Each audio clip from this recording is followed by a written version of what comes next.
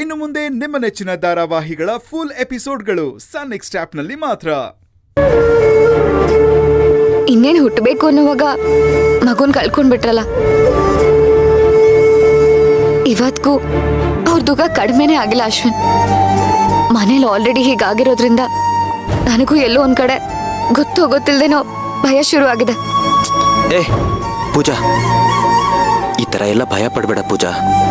ನಿನ್ಗೆ ನಾಗರ ತಾಳೆ ಅದಾಗದೆ ಒಲ್ದು ಬಂದಿದೆ. ಜೊತೆಗೆ ಸೇವಂತಿ ಅದಕ್ಕೆ ನಿಂಗೆ ಮಗುವಾಗ್ಲಿ ಅಂತ ತುಂಬಾ ಕಷ್ಟದ ವ್ರತಗಳನ್ನೆಲ್ಲ ಮಾಡಿದ್ದಾರೆ.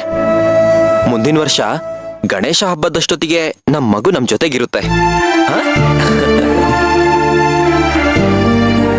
ನನಗಂತೂ ಅದು ನೆನ್ಸ್ಕೊಂಡ್ರೆ ಎಷ್ಟು ಖುಷಿಯಾಗುತ್ತೆ ಗೊತ್ತಾ ಪೂಜಾ.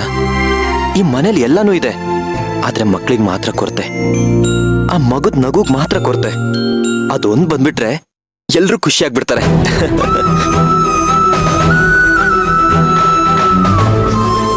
ಮಗು ಬಗ್ಗೆ ನನಗೆ ಎಷ್ಟು ಕನ್ಸಿದ್ಯೋ ಅಶ್ವಿನ್ಗೆ ಅದಕ್ಕಿಂತ ಜಾಸ್ತಿ ಕನ್ಸಿದೆ. ಹೇಗಾದ್ರೂ ಮಾಡಿ ನನ್ ಮಗುನ ಕಾಪಾಡು ಭಗವಂತ. ಡಾಕ್ಟರ್ ನೋಡಿದ್ರೆ ಒಂದೊಂದ್ಸಲ ಒಂದೊಂದ್ ಮಾತಾಡ್ತಾರೆ. ನನಗಂತೂ ಮಗುಗೆ ಏನಾಗಿದ್ಯೋ ಏನಾಗುತ್ತೋ ಅಂತ ಭಯ ಆಗ್ಬಿಟ್ಟಿದೆ.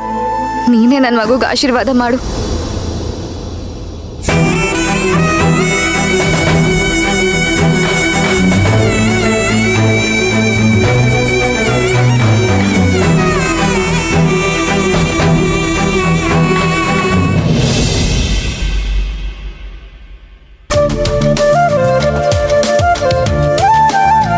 ಅರೆ ಬೀಗ್ರು, ಬನ್ನಿ ಬನ್ನಿ ಬನ್ನಿ.